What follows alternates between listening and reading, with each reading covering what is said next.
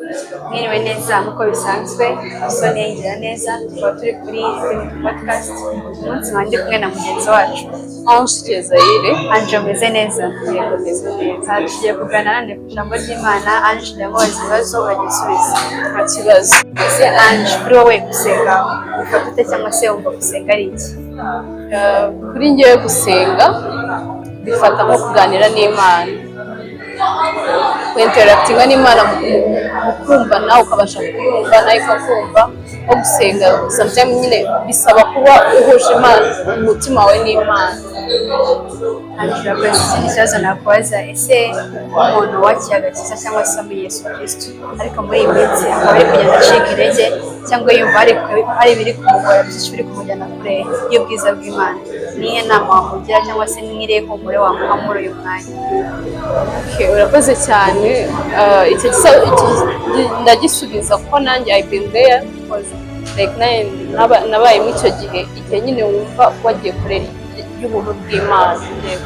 Iyi nama nagira umuntu wumva nyine we n'Imana atari hafi y'Imana, namubwira kwegera Imana cyane, akinterakitinga, agashaka ahantu hari abantu nyine bakamufasha kugera ku liftinga, kuko ntekereza ko n'uru rugendo ugiyemo wenyine ucika intege, ariko mu gihe icyo ari cyo cyose wegeranye n'Imana yawe ariko ugashaka n'abandi bantu bagufasha muri urwo rugendo, kuko turabizi neza ko umwe cyangwa babiri iyo bafatanyije icyo gihe Imana ibana nabo, nk'uko muri Bible ivuga ngo babiri cyangwa batatu aho bateraniye nzamanuka mbane nabo.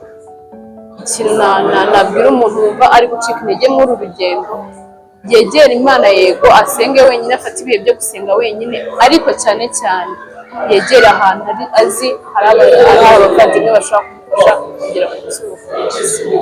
Urakoze cyane.